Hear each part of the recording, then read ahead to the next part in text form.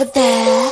Who's the hot one with the long hair? Looky, looky, ooh, that's me. Mirror, mirror, showing I'm a bad bitch. And I don't see the girl that I fell. So down and out on the cells, for total mind and body globe, down in every cell. Living it up, living it up, and I'ma go and kill it, cause this is what I do.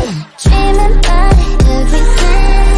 I know that now I'm finally on my way. I know that I've been on my gun, I've been telling myself I do it all for me, not for nobody else. I'm nothing, I'm looking, I'm liking what I see. Yeah. Hit different, when a little mama got a big vision. Hit different, aiming high, baby, I go the distance. I've been putting in work, putting in time, putting me first, now my whole life. Hit different, with the bang, with the bang, with the bang, bang, bang, bang. Boom, boom, boom, bang, bang, bang, bang. Boom, bada, boom, bada. Hit different, boom, boom, boom, bang, bang, bang, bang. Boom, bada, boom, bada. Hit different. Feeling hot, I'ma get in it. Got you feeling that bass when I'm hitting it. With the bang, with the bang, with the bang, with the bang, with the bang, bang. Hit different, when a little mama got a big vision. Hit different, aiming high, baby, I go the distance. I've been putting in work, putting in time, putting me first, now my whole life. Hit different, with the bang, get it. Hit different.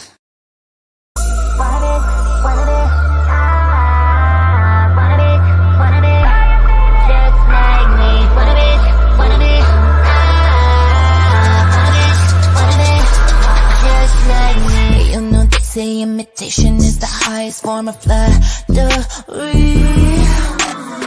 Well, I guess using that equation, you must really fucking love me. Now I can bang you on the shit. Check the fit. Got you maxing out the visa, tryna cop the vision.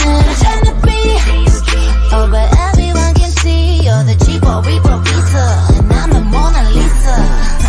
You're talking while I'm walking by. Look a little green, I know you're dead. No, you won't want mine, so take my advice and get alive. Love me or hate me, but you're still super shady. Got my name on the daily, but you wanna be just like me. So fakey, want a piece of this cakey. I'm a superstar, baby. Yeah, you wanna be just like me. Wanna be, wanna be, wanna be just like me. Wanna be, wanna be, wanna be just like me. Like a copy paste, get up on my lane. I'm a Sachi overseas, I can't be replaced. I'm a shred, check the fit. You're the cheapo repo pizza, and I'm the Mona Lisa. You're talking while I'm walking by. Look a little green, I know you're dead. No, you won't want mine, so take my advice and get alive. Love me or hate me, but you're still super shady. Got my name on the daily, but you wanna be just like me. So fakey, want a piece of this cakey. I'm a superstar, baby. Yeah, you wanna be just like me. Wanna be, wanna be, wanna be just like me. Wanna be, wanna be, just like me.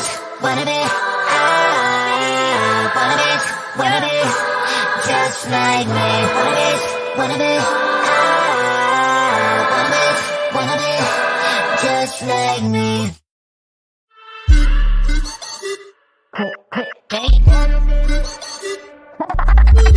Look at me, I know you can't resist what you see. The curves, the heels, the hips. Hit your screen, and baby, now you're mine. Love on me, hate on me, you can get me off your mind.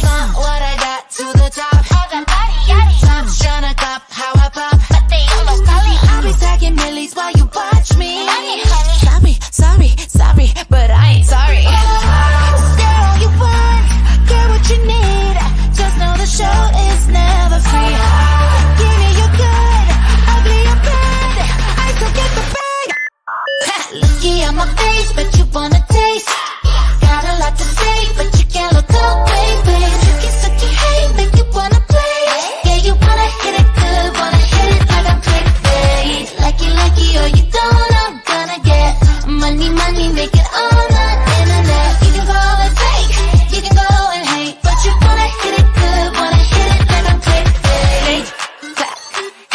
my money in a big bag. You gon' get me paid. Could you hit a replay?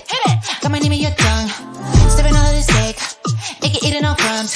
Do how I do it and let it do what it does. Damn, mommy, hate on me, you can't get enough, baby. Got a black without a degree. Got a mag cause I'm VIP. Run it back and you feel the heat. I play the game and y'all want it. So I ain't crying over comments. Stare all you want, get what you need. Just know the show is never free. Give me your good, ugly or bad. I still get the bag. Looky at my face, but you wanna taste. Got a lot to say, but you can't look away, babe. You sucky hate, make you wanna play.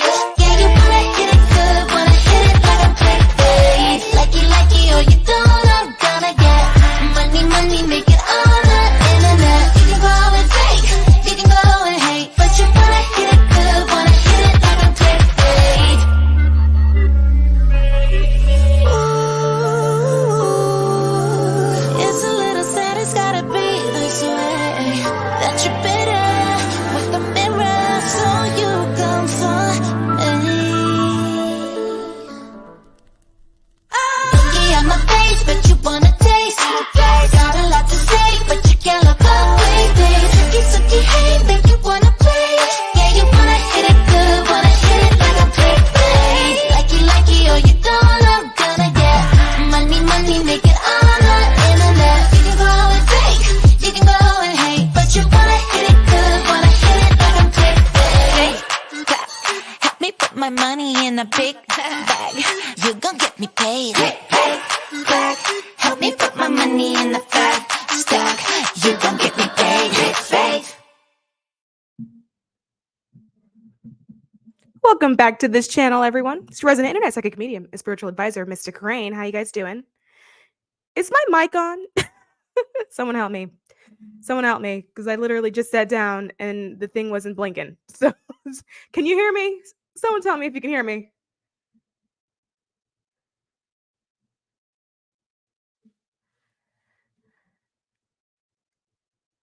Is the silence a no? Okay, good. Is it this mic? Does it sound like this mic is on? Because I don't know. I'm trying to figure out what mic is on. I don't know what mic is on right now. Thank you. Thank you. How you guys doing? How are ya? How was your week? It's Wednesday. How's your week going? How was your weekend? This is what we're going to do as we get settled in, as people come in the room. We're going to do a because it just came to me to do like a Q&A, and like it's just coming up because I feel like it just needs to be done. But like this past week was really interesting because I was getting a lot of different like comments on different videos that was posted a long time ago, and like some stray emails came through that had questions about everything. And so I figured if you guys want to do a Q&A today, we can do that. And the Q&A can be anything spiritual related. If I know the answer, I will help you. This could be about spiritual growth, spiritual development. Just if you have questions, it could be about tarot or different sort of modalities. It can be about a book or the book or writing or publishing, if that was something that you're interested in, or it could be about me. You know, if you want to know about me personally, whatever. Let's do a Q&A today. If you have things, if you're curious. And I'm actually thinking about whether or not we'll do that every week, because I'm trying to figure out a way where I can like answer your questions where it can be more engaging. And what I'm starting to pick up on energy wise is that sometimes when I do the lives, people have questions about certain things, but because I may be talking about something else, people don't ask because they don't know if it's like the right moment or the right time, or if I would answer it. And so if you're into that, just like let me know, if you're into the spiritual Q&A thing, or if you feel like you need a little bit of spiritual coaching, if I have an answer, I'll let you know. Melanite says, excellent. How art thou? I'm good. I'm actually doing really good. Although I did just eat dinner and then now I'm talking. Usually I have a bit more of a gap. So we'll see if that results in hiccups and burps. We'll see. You have questions? Awesome. Yeah, let's do that. I also have by the way, if you have questions, you can just start dropping in the chat. I'll just go up. I also have a message for you guys. But before we get to the message, I do actually want to talk to you guys about my weekend, because now I have an audience that's held hostage, kinda, until you click off. Because I had fun this weekend. You want to know what I did? Anyone want to know what I did this weekend? Oh, you guys like tea? I love teas from all over the place. So it's the tea in the milk in one bag. So you just put it in hot water and then you have a milk tea. I went to Fright Fest here in Atlanta at Six Flags. I went to Fright Fest. By the way, if any of you used to go to Six Flags when you were younger, or if it's like a place of nostalgia for you, I would highly recommend that you go one more time, because when I tell you, it looks like it's this close from like shutting the doors for forever. First of all, it was run by children, which honestly isn't all that fair to say. Really what happened was that I got older, right? But when I got there, I was like, where are the adults? Like the gate, the security, like they all looked like they were like that it was summer school, or they like just graduated from high school. We got stopped by security and they were like, hold on. Like, we got to talk to the supervisor, the security supervisor. So I'm thinking that they're going to bring me an adult, another child. I was like, baby, I'm so sorry. I'm not even here to give you trouble like that. Like this is a lot. And I don't know how you're dealing with it, but it's like run by children now. It's like the craziest thing. And I saw not one adult in the place, but I was like, I'm going to go to Fright Fest and like relive my youth. But it was humbling. It was a real humbling experience, because it reminded me that I am no longer the youth, right? Like, if you want a visual representation of like aging out of cool, that's it. Like, go to a theme park on a weekend and then just observe all the teenagers, right? And so yeah, it was humbling. And then even all of the scare actors, at least the ones at this Fright Fest. I can't say that this is the same thing for all Halloween events, but like this Fright Fest, the scare actors were all babies. Like, I'm talking like just graduated high school. So they're trying to come out with the jump scare, and I'm like, oh baby, you're so cute. How much they paying you? They treat you well here, you know? They're just the most adorable thing. And then the other humbling thing was that they weren't trying to scare me. Apparently, I think they could see that like I'm a geriatric millennial and they just weren't interested. So I'm here for the frights, and like they just were not interested in me. I was just walking by, and then they were scaring the people behind me, and then I would turn around and like they're like early 20s, and I'm like, oh, this is I may have just not supposed to have been here. Although there was one way they did get me. I did try to do the haunted houses. I was so excited. I even brought the little like, express wristband, because that's how I travel. When I was younger, I waited in line for things, but I don't do that anymore. And I will pay to get out of a line in a heartbeat. Like, I'm someone that's express everything. When I tell you I'm so uppity that I live in Atlanta, I'll fly Delta first just so I don't have to wait in the line, right? Just so they let me board first. And I'm still upset because families, babies, people with disabilities, and military get to go before me. So I'm still waiting, but I'll pay my way out of a line. And so like I had a little express band. And so I was skipping all of like the haunted house lines. And another very humbling experience. I was in a clown house with the mirrors. It was like chaos clowns and stuff, which was actually I didn't like that one. That one wasn't fun. That was actually what ended my night. And got so turned around in there because it was mirrors and everything was flashing and I'm screaming and I don't know where I'm at. That like I'm pretty sure at some point I went, help. And the poor scare actor, another Gen Z. Gen Z is so beautiful because Gen Z, like their empathy is another level. Like all the scare actors kept breaking character because they would start to empathize. Like if someone got scared a little bit too much, they would break character and be like, oh my God, are you okay? So I'm in this haunted house And then the word help may or may have not slipped out of my mouth because I panicked because I couldn't find the door out. And the creepy clown that was following me doing weird, scary things broke character and then hit me with a ma'am, I'm sorry, ma'am, this way out, ma'am, this way out. No, ma'am, I'm so sorry. No, ma'am, not that way. This way, ma'am, this way out. Just if you follow that way, you can get out. It was like, oh, I'm in the wrong place. And then I got tired because it's hilly in there. And then you walk back and forth enough times and you're like, someone give me a bench. And then I like sat down. And then in my mind, it was like reasonable. Me and my husband were like, let's take a break. We were taking 10-minute breaks every 20 to 30 minutes. And to us, it was like normal. It was like, we walked a little bit. It's hot outside. Let's preserve our energy and our body and sit down before we get back up. And then you look up and there's all these teenagers running around. None of them has had a drink of water. Nobody's eating. And I'm like, where are your mothers? Like, this is not the place for me.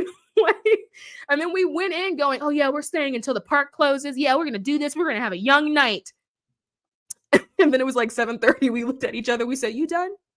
Yeah, baby, I'm done. And then we hobbled on home.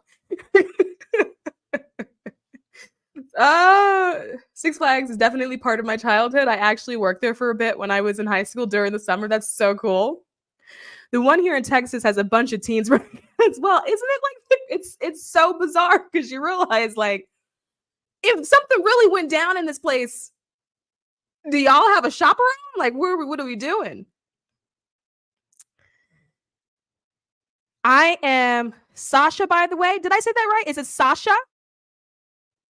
Oh, I should have just read the rest of your sentence, girl. I am so nice to meet you, Sasha.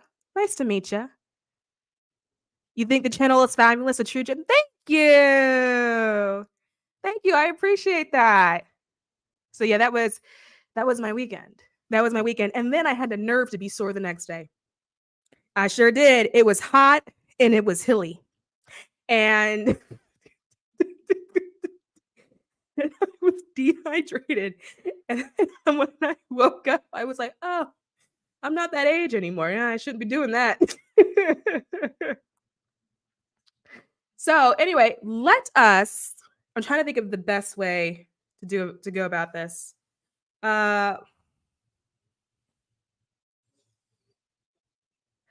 Let's do the message that I have for you. So we can get that out of the way, and then we'll move on to Q&A stuff. And actually, the message actually may tie into some of y'all's Q&As. So essentially what came through with Spirit was that some of you have hit like I don't really want to say a patch, but you've hit a moment where you're starting to like doubt yourself again, starting to doubt your abilities, whether or not you can do it, whether or not something is meant for you, whether or not you're worthy. You're going into that loop. Excuse me, guys. I feel a breeze. There's a loop that's starting to happen. And in that loop, we talk about this loop often. That loop is literally anything that doesn't serve your highest good. It can be the I'm not worthies. It can be the I'm not good enough. Everything, we're going to put it in that bucket. I'm not going to go through and repeat all of it. I feel people going back into that loop. And Spirit actually came to me and was like, we're going to have to help people get out of that loop. There's a feeling of frustration isn't the right word because Spirit doesn't get frustrated, but there is a sense of, I just wish that they would ask me for help. Like, I just wish like people would ask for help if they just ask their guides or they ask their team for help, that some of these things that are stressing you out, that you feel like you don't know how you're going to get done or how things are going to happen or be maneuvered, if they just asked for help, then we can help them. And it wouldn't like, they wouldn't be going through what it is that they're going through mentally, right? And emotionally. And it can be things like, how do I get out of this relationship? It can be something like, I have this assignment or this task that I have to do at work. I feel so overwhelmed. I don't know the answer to this question, right? And so I don't know how to like finish this task at work, but I got this due date and my boss is on my ass and it's really stressing me out. It is literally anything that you feel like you're getting stuck with, that is puzzling you, that you're like, I'm not really quite sure what the next step is. And then it's causing some type of feeling of like being overwhelmed, right? And so, what we're going to do, I'm going to teach you really quick how to do that. I think that sometimes people go, oh, like go ask your spirit guides. And then, but then, like, how do you do that, right? There's like something about the next step isn't always properly conveyed. So, we're going to do an exercise where I'm going to show you how to get that, right? How to beam in, how to talk to them, and then how to get that response back, okay? And get the assistance that you actually um, need. But with that, there's like a second part to that where it is if you feel like you're in that bucket, and again, that bucket includes the I'm not worthy, I'm not good enough, this will never happen for me, this can't be for me, like anything that's in that bucket, right? The message there is the reason why you're feeling that way is because you're comparing yourself to other people or what you perceive to be the success of other people. So you're looking at what you think is someone else's outcome and then looking at what you think is your lack of outcome and then saying, see, like, and then using it as validation as to why something isn't for you or couldn't be for you or couldn't work out for you, right? This is a problem because we're in like a social media age. And so every time you're scrolling and you see a stranger who probably has a beautifully curated feed, right? You're taking that and then going, oh, this is evidence for me. This is evidence that I'm actually not on track or that I'm not achieving or doing what it is that I want to be achieving or doing, right? And so, what I have to say to that is if it's a situation where you feel like you have been maybe copying other people because you're like, okay, well, if that method worked for them, then maybe that method would work for me, right? So you are like not copying them because you're trying to copy them, but like copying them because you're like, all right, I think I see like a successful method. So I'm going to try to use what looks like a successful method and I'm going to try to use it. And if you feel like that's what you're at, but then it's just like not working for you, it's because it's nothing that you can do that was successful for somebody else will work for you. If you try to copy somebody else's success, that is the surefire way to fail. And the reason for that is because you're not them, you're you, and you can only be you. If you do things the way you want to do it, the way that it resonates for you. So, for example, let's say you're trying to build a social media presence. Maybe you got a business, or maybe you just want a social media presence. I don't know. Just follow the bouncing ball here, right? And you're like, but I really hate social media. Like, it's actually not fun for me. I find it really negative, right? Or people say that you're supposed to post X amount of times, but I don't actually enjoy that. I find that kind of overwhelming. I don't want to post all that time. I don't like the feeling of like having to come up with all of these ideas, right? But then you're doing it because you think that it was a successful method that worked for somebody else. And you're like, I don't understand why it's not working for me. It's because anything that you do that's copying that other person is not going to work for you. It's not supposed to work for you. There's only one of them, but there's only one of you. You have your own unique path and you have your own unique way that you're supposed to be doing things. So do things in a way that's authentic to you. Okay? So let's get you some help. We're going to call on the spirit team. So my question for you is, and this is actually a genuine question. This is actually not rhetorical, right? So if you can actually drop it in the chat, I'm actually very curious. When's the last time you checked in with spirit? Right? Like not, oh, like when's the last time you meditated? Like when's the last time you went deliberately like, hey, I should call home. The same way that you may call a friend to check in with them, the same way that you may call your mom to check in with her. When's the last time you checked in with spirit?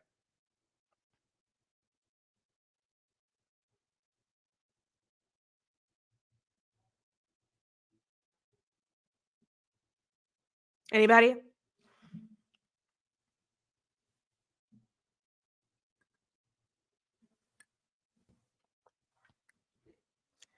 Does the silence mean that you don't check in with spirit? A few days ago with some tarot cards, too long, weeks ago or more.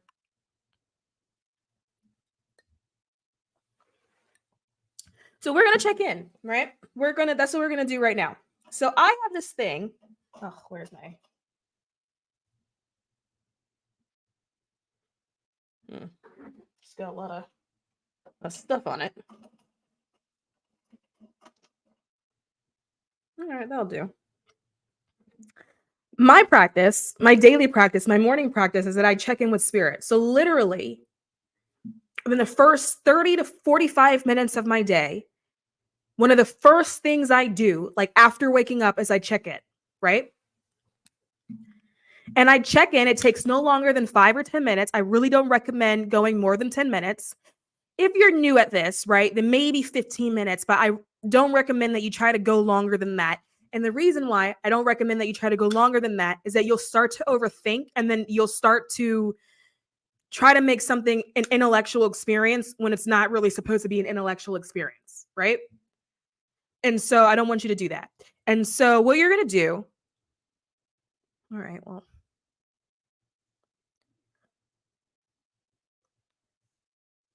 as that finds its way out, uh, what you're going to do is literally in the morning or whenever throughout the day you feel like you just need a little bit of help, right? You are going to stop. You are going to center yourself and then like close your eyes if you need to close your eyes, right? So it'll literally look like you'll take a minute and then you'll just be like, and in this space, what you're doing is just centering yourself, right? If you are good at grounding, you're going to just quickly ground your energy, but you're going to center yourself and you're going to just become present in the moment, right? It's not that you're not solving any problems, even though you may feel like you have some. You're not solving any of them. You're just present in that moment. And what you're going to visualize or conceptualize or however it works for you, right, is that there is a beam of white light that shoots out of the top of your head and then you're connecting it to the cosmos, right? This beam of white light is your crown chakra, right? It's that chakra that connects you to the heavens, that connects you to your spirit guides, that connects you to higher beings, right? You beaming that light up and then connecting it to the heavens is you turning it on, right? It's like flipping the switch on. Most people don't necessarily do it deliberately. So you are going to make it a daily practice to turn the switch on deliberately, right? Turn the lights on. I'm home, right? And then the intention that you're setting while you're doing that is that you're connecting to your spirit team.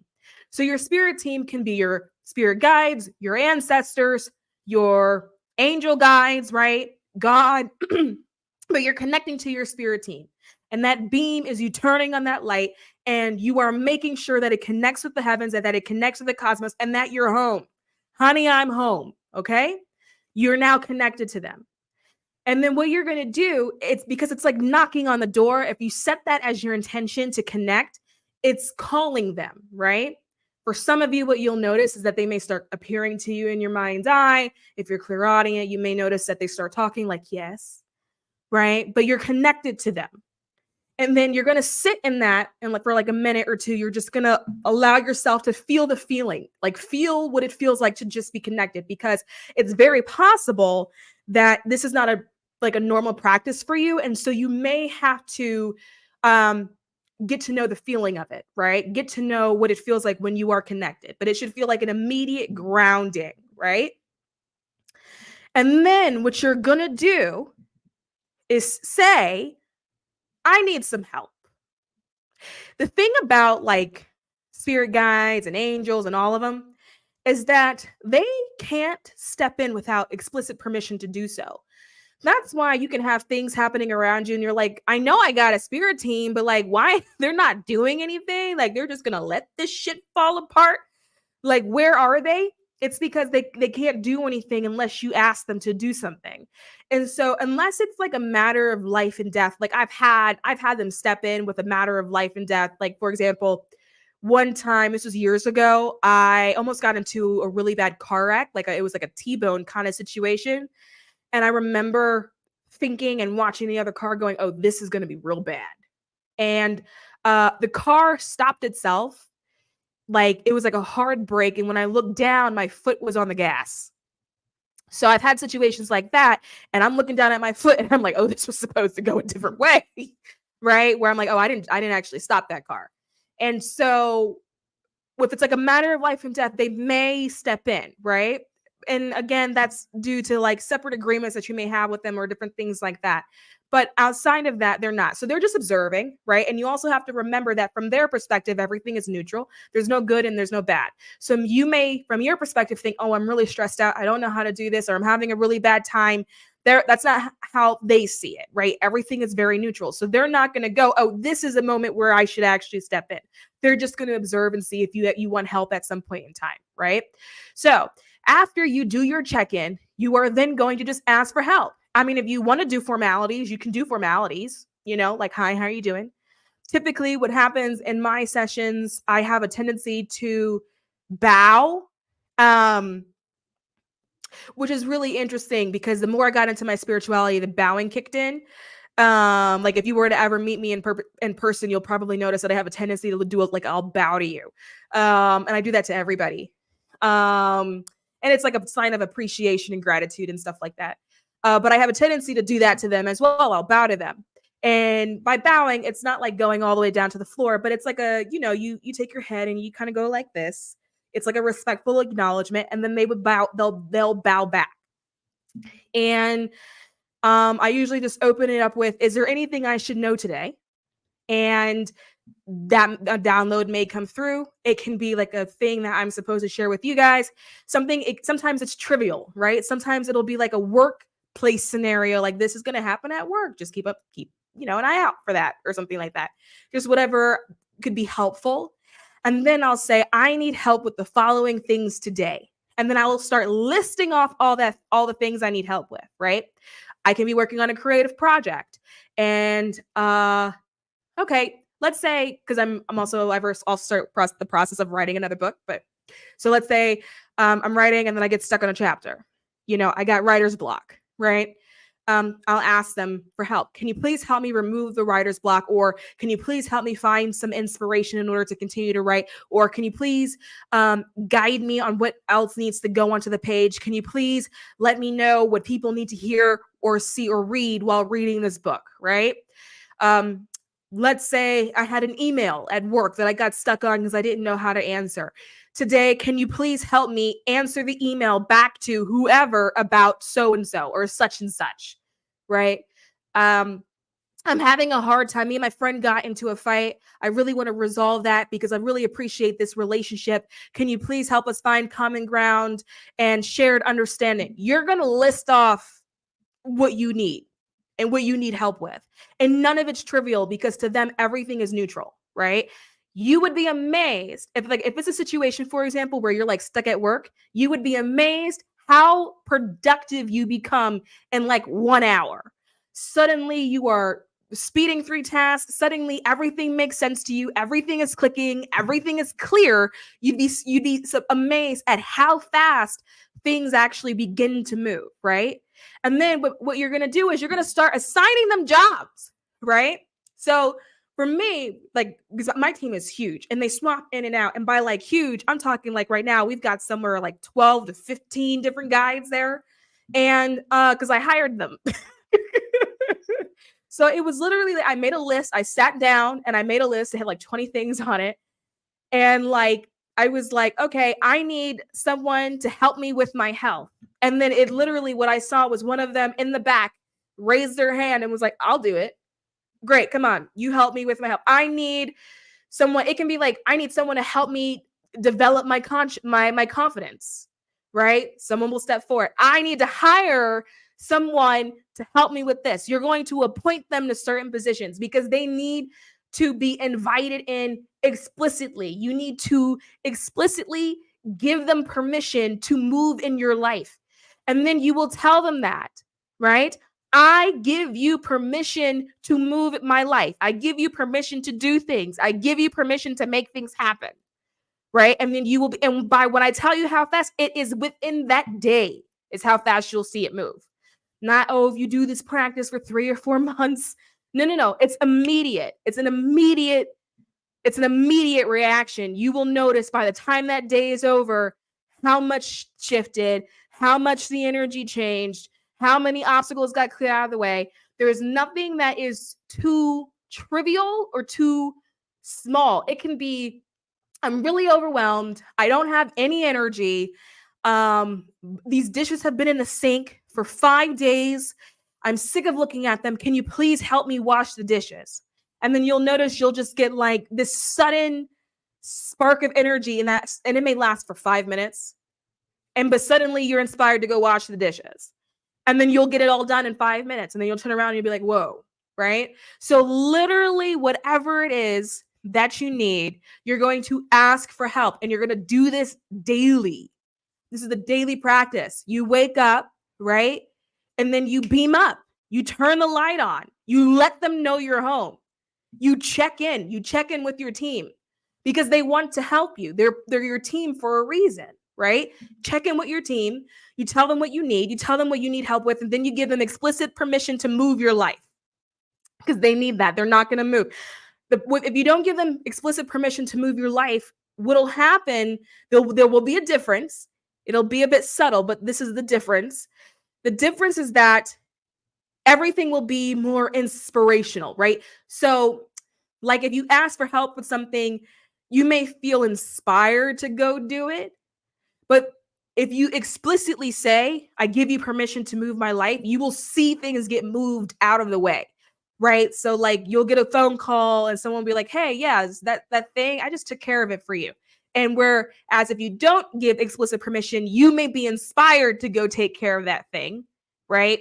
But you have to do it on your own, or you give explicit permission and then suddenly it'll just move out of the way. Right. Somebody else will do it, or suddenly it's no longer relevant. It doesn't matter anymore. And it just takes care of itself. But you must give explicit permission. You will do this every day.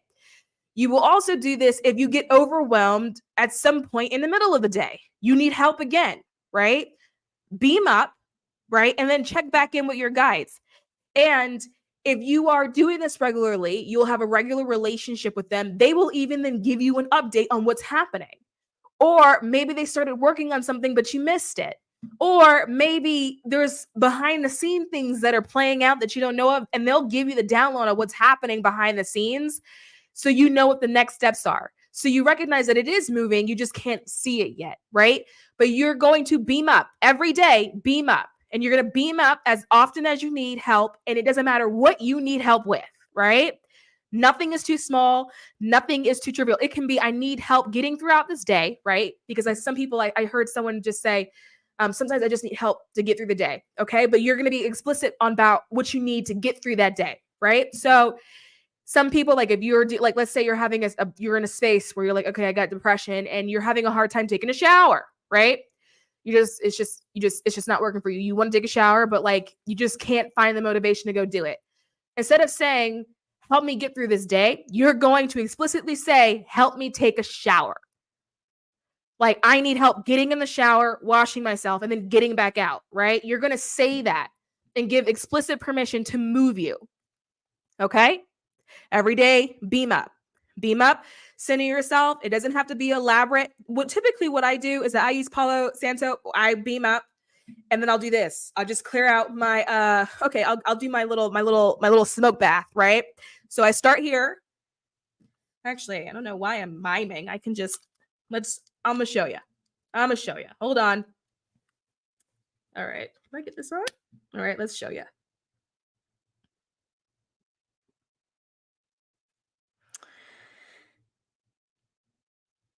Give it a second. All right. This is not, just give me a minute because I like to smug the place out. Just give me a second. Hold on.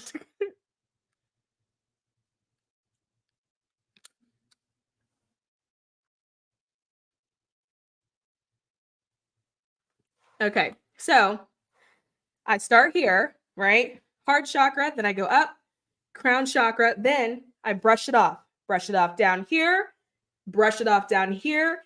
And I'm not going to hold you. I also do a little coochie action, just air that baby out, I mean, the root chakra is down there. And then that's what I do. Then I put it down. Then I sit here about 5 minutes, and I do this before I start working for the day. I beam up and I sit there for 5 minutes, and it's very intentional. And I check in because right now I can see them. They're all standing there like in a semi-circle looking at me. And they're all now greeting me and acknowledging me. And my guides, they do this, right? So it's the same sort of bowing. And right now they're checking in with me to ask me if I need anything. I'm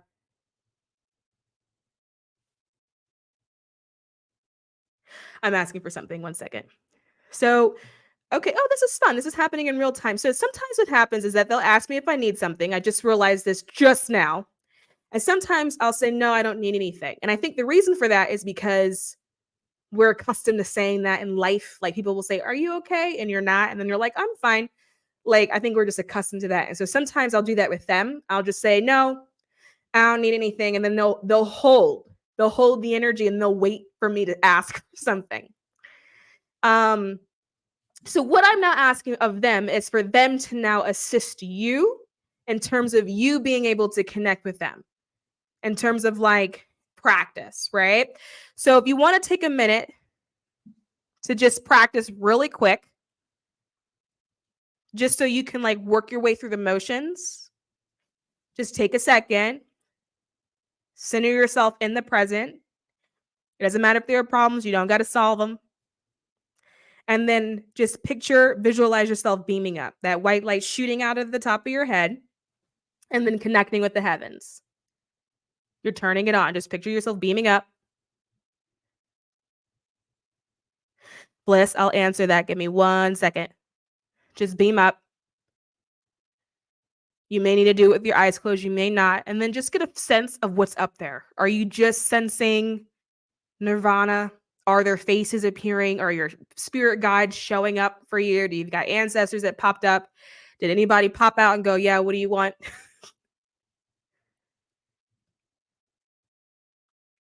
And then just take a note of it and like what that kind of thing looks like for you. And if it's not something that you can do right now, that's totally fine. But when you have space to do it, just make a note of it and just get used to that. You want to get used to that feeling because the more you're used to it, the faster you can do it.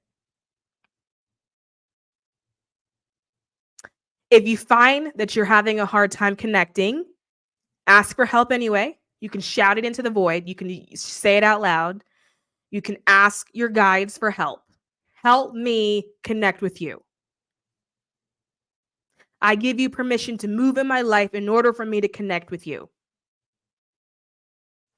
And you're going to do that every day. You're going to connect every day. You're going to ask for help every day. Every day. Doesn't matter what it is. Every day you ask.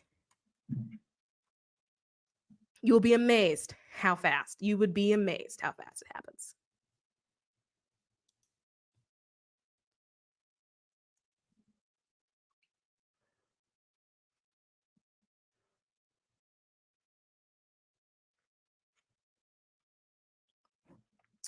Can't even remember. I probably confuse meditating with checking in. Yeah, a lot of people do. I used to. The check-in it's just deliberate. It's like a deliberate conversation. Read this says a few days with a candle. Wait, I didn't think to ask for help this much. This will be interesting. It is interesting. I think it's also interesting when you start to get the help. When I tell you I am so productive, like so, especially with like work stuff, I can be so stuck. So stuck. And then it's like something happens and I go on a turbo drive and then I start channeling emails about insurance. It's crazy.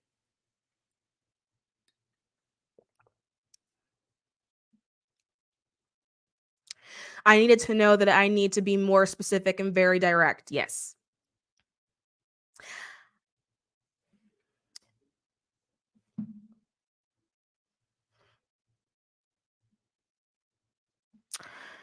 Melanite. Um, don't shoot the messenger. I also sense that you need to be very specific and direct in your personal life as well. And that there's communications that you need to have with people that need to be very specific and very direct. And that sometimes you have a tendency to beat around the bush and not say exactly what you mean. And then you're frustrated at the end or a little bit resentful because the person didn't really get it. Right. And you're like looking at them, but like, you should understand. But you didn't really say what you meant, you know? So I just, just I'm just throwing it out there. I'm going to plan a list for the morning. I love divine support. I love a list. Sometimes I will just sit down and write it out, and the list is just long, long.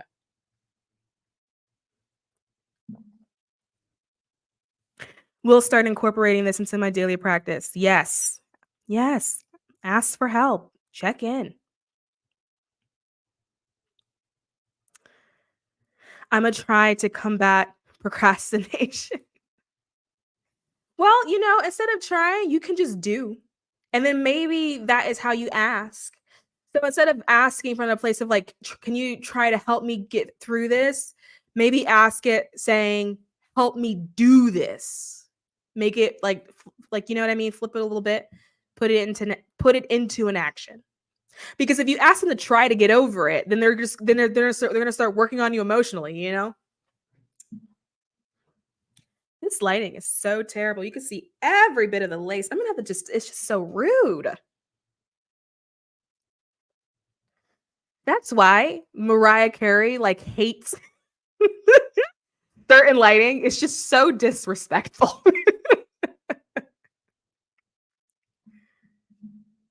All right, let me change this window. I cannot see. Okay, there it is.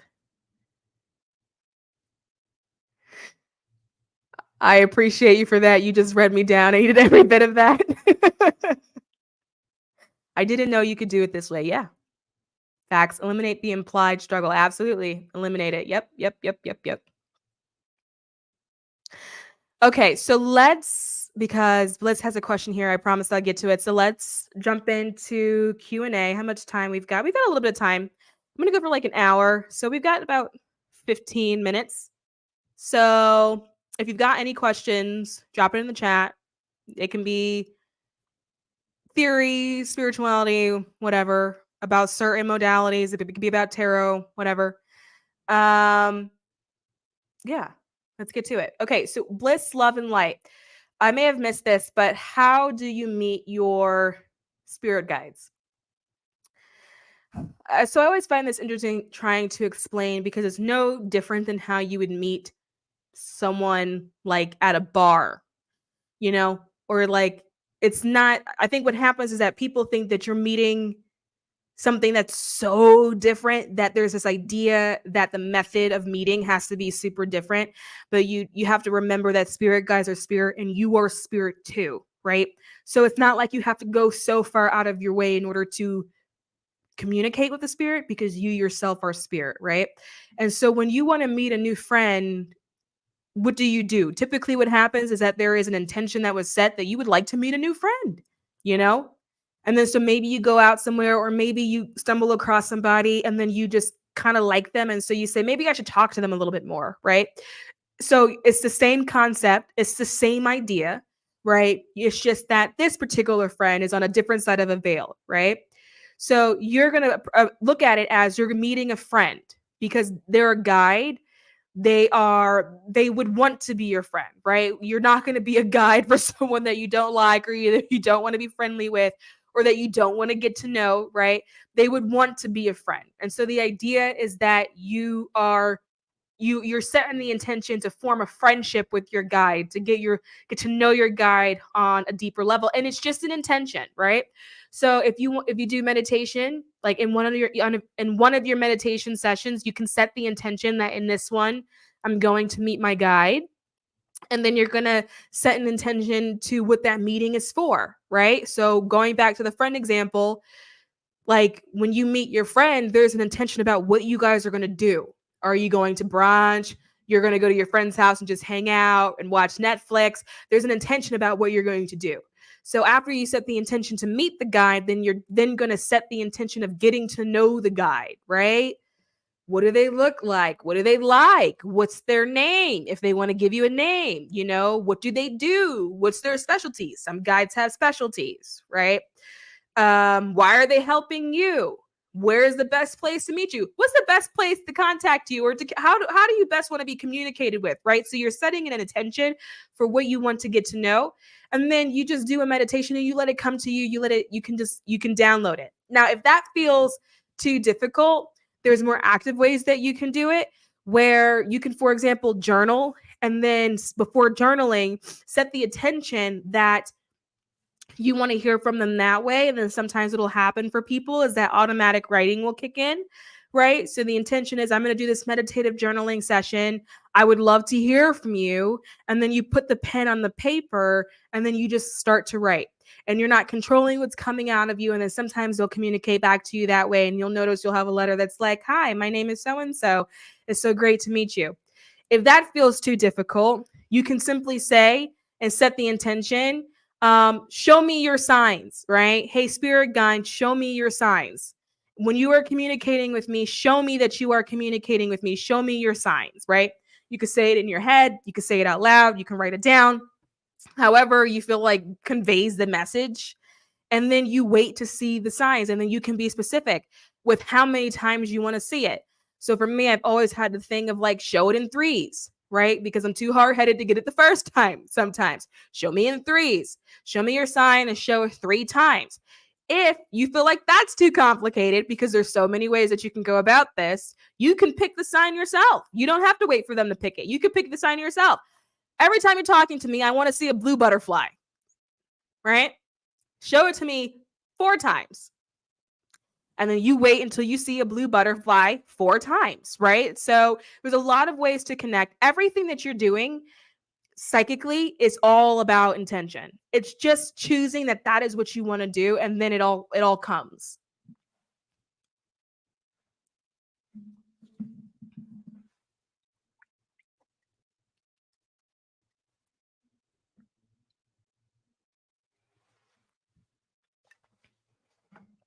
All right, what else?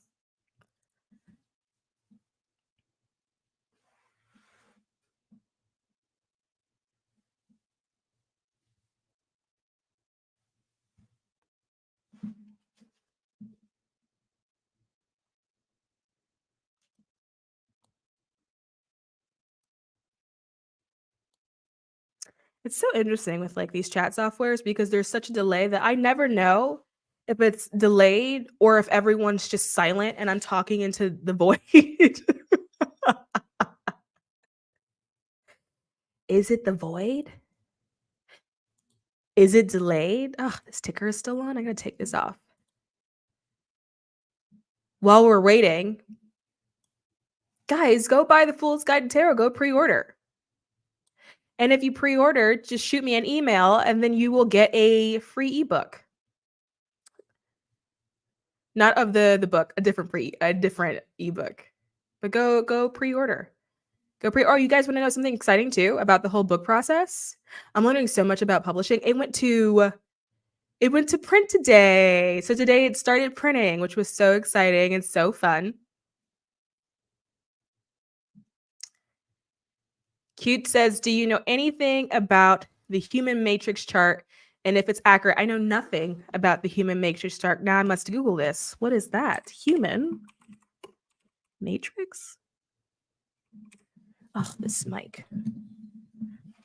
Okay. Matrix chart. Genetic matrix? Genetic human design? You're talking about human design? Genetic matrix? Is that what you mean? Do you mean human design? Because if it's human design, then I know some about human design. But if is that what you mean? Destiny matrix. Okay, hold on. Destiny matrix chart.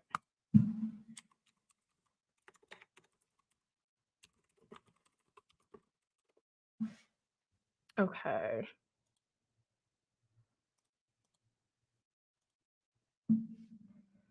No, this is new. When did this come out?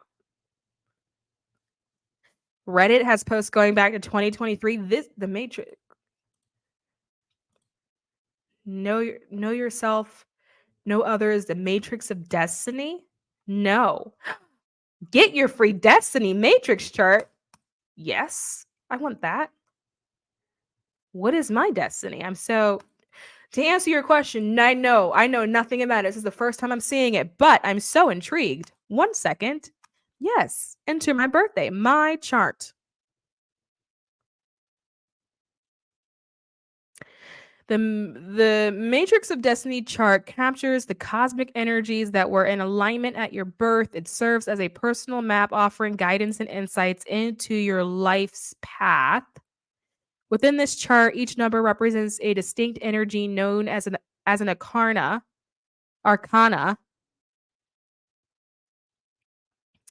Okay. These energies bestowed upon you at birth accompany you throughout life. Key to understanding your chart are the specific groupings of arcana, referred to as lines, each holding significant meaning.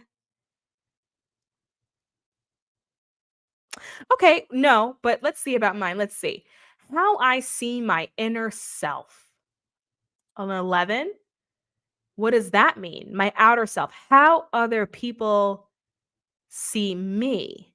So I guess with my outer self, these individuals are often seen as lucky, born under a fortunate star with guardian angels that guide and protect them, making them feel safeguarded by luck in challenging situations. Their lives seem aligned with fortune, with opportunities and helpful encounters arising just when needed, as long as they flow with their natural fortune and develop intuition to recognize life's signs.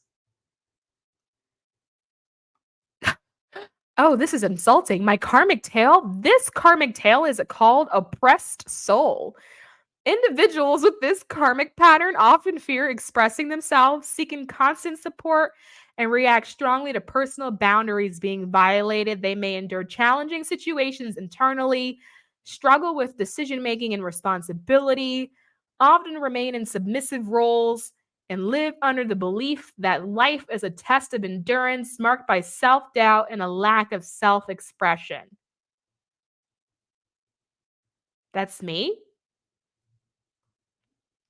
Either it doesn't align or I'm in denial about some parts of my life. My money line? Ooh, yes, please tell me. What's my money line? This part of your destiny matrix chart focuses on three unique financial energies intrinsic to you. Oh no, it doesn't tell me what it is though. I would have to buy it. It says buy now. I really want to know what my life cycles? The world card? I don't know. I don't know. I don't know. I don't know anything about this. I don't know anything about it. It doesn't say that. It doesn't say numerology based. It looks like it could be. Maybe it's just this website. It's got a lot of stuff though. It's got like it's there's chakras. That's I don't even have, we don't have the time for me to figure it out. Like I was hoping that it was something that I can look at really quick and then get it, but I'm gonna have to study this. No, I don't know anything about it. That's the first time I've heard of it, but it looks fun. Congratulations. Thank you. Thank you. Thank you. Wind suddenly blew violently as you were talking about asking, telling how you want to communicate with your guides. Good. Good. I love to hear it. If I want to hear spirit as clearly as I hear people talk like you do, how would I go about that? Mm. So I have this thing where I say, like, seek to see, which means deliberately look to see things that people will miss. Right? It's the same thing with hearing, right? So you want to intentionally hear, you want to tune in, right? So I have this thing that I'll do where this is actually a good question. How does it? I'm trying to figure out what, hold on, let me think about the steps that I do in order to get there. Like I have this thing that when the vibration feels weird and I can't put my finger on why the vibration feels weird, I my ears will start tuning things out and then I'll start looking for frequencies, right? So for example, I'll stand in the middle of the room and then I'm seeking to hear what's in this room. And then what happens is that there's this thing that zooms in from the ear and then I can be like, okay, that's the sound of the refrigerator running. Let's X that out. Okay, that is a sound that's coming out of the that's the electricity coming out of the TV. Okay, got it. Let's cross that out. That sound, what is that? I don't like that frequency. Okay, it's coming from the plug. Okay, like in the wall. All right, let's X that out. And I start tuning and like zoom well, I guess it's zooming. Like zooming into things. Is that the right word? I want. And what that's doing is developing the skill, right? You are everything about being psychic, you're doing it on purpose, right? We have to remember that it's not when you want to hear, it's not a separate hearing skill. It's the same skill. You're listening into a different side of the veil, right? Same thing with seeing. You're not using different eyes. People that can perceive apparitions, for example, are not doing it with the second set of eyes. It's the same pair of eyes, right? So with hearing, I think what happens is that people think that you're now outside of yourself or you're transcending yourself, but you're using your same ears.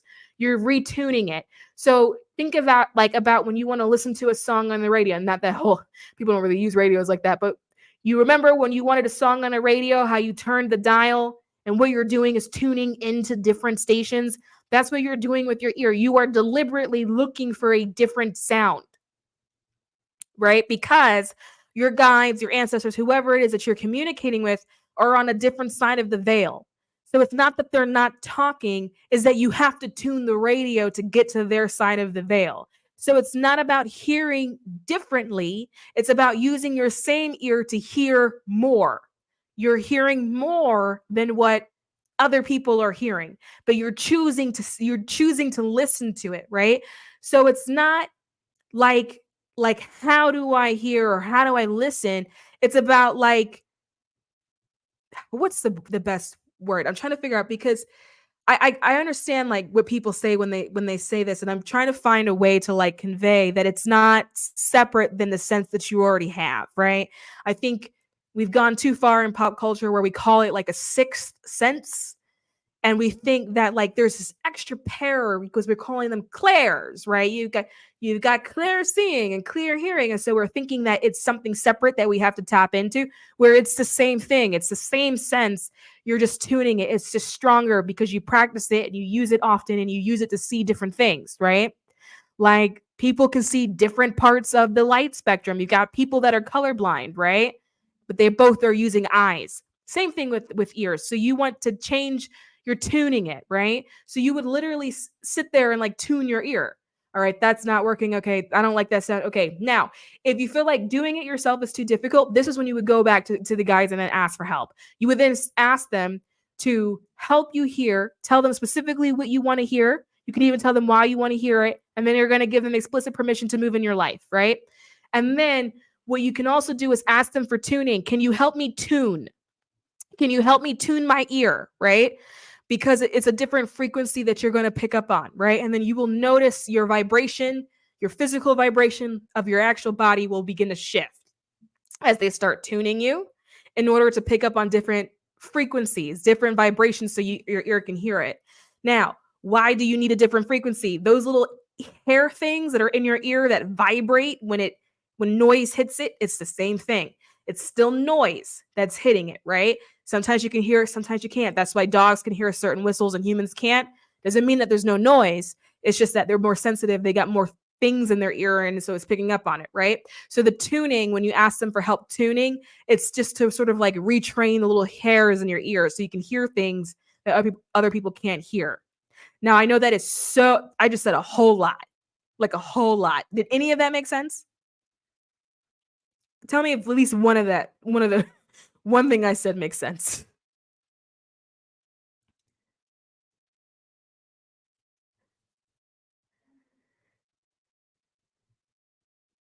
Keith says, I've seen someone mention it on TikTok and I've heard you mention the human design. So I wanted to know if it was something you might have known about. And I'm not sure if it's accurate or not. Yeah, no, that's actually the first time I actually heard of it. It looks fun. I know I'm going to be playing with it tonight. I'll tell you that much. Edna says, "Hey Mystic, you have helped me through my journey. Thank you. What's your advice for rumination of the past?" You are so welcome, my dear. You are so welcome. And rumination of the past doesn't get you to where you're going. It doesn't get you to the future. It doesn't change what happened. It doesn't change your circumstance. It doesn't give you a second chance. There's nothing productive about ruminating on the past. There's nothing productive. The only thing that ruminating on the past will do is prevent you from going into the future. That's it. And the problem with that is that life moves on and it will leave you behind. There is nothing that comes from it. There's nothing good that comes from it. It's just not a productive practice. You can't change it. You can't stop it. You can't fix it. You're not going to get a second chance to redo it. Now you can go into the future and do it differently. That may not be your second chance, but you're doing it differently. But that one particular thing, no, you can't redo it. It just doesn't get you anywhere.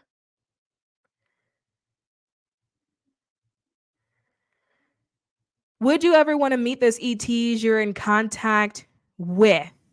I have met ETs. They scared the shit out of me. So they don't pop in like they did before. And by it scared the shit out of me, when I tell you, they were in my living room. They're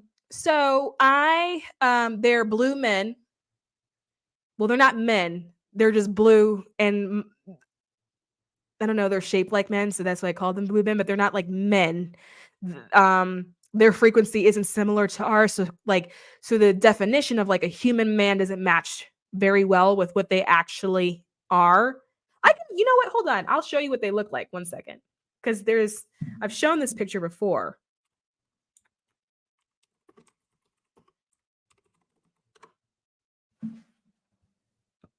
I'm on Google Images. 1 second.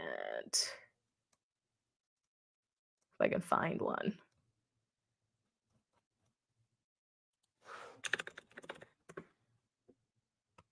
No.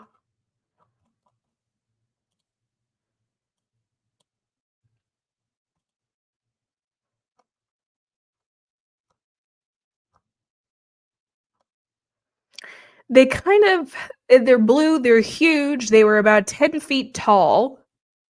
Very massive energy, massive presence. Oh, I don't see it. I don't see the photo. I don't know what happened to it.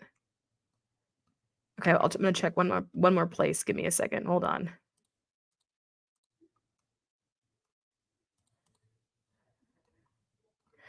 No, not there either.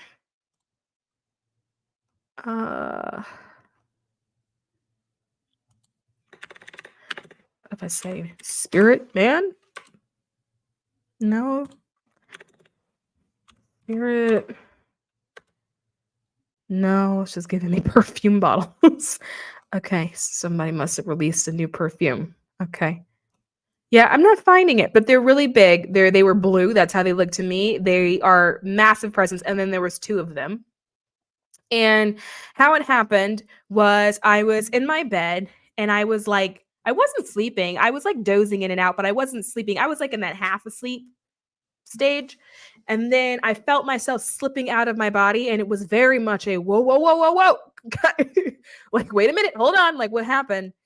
And then I was like astral projecting. And then I remember like looking at my body and then looking around my room going, okay, well, that was unintentional.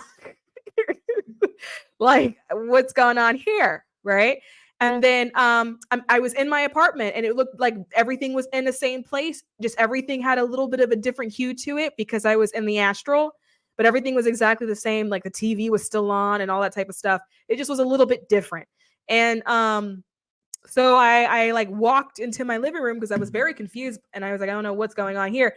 And they were standing in my living room, and they wanted to introduce themselves. And I freaked out so bad that it felt like I popped back into my body like a rubber band. It hurt, and I felt sick. And I was like, what the fuck was that? And then I got mad, and then I was like, don't fuck it. And I yelled at them. Like, like, what are you doing? Could you please not do that? Could you knock next time? Like, can you give me a warning before you show up at my house?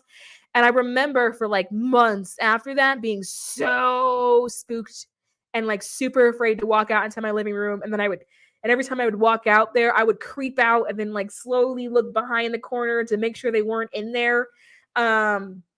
Just because the energy was so huge. Now, they didn't feel mean and they didn't feel threatening. It's just the vibration is so different that it is unlike anything that we have on this planet.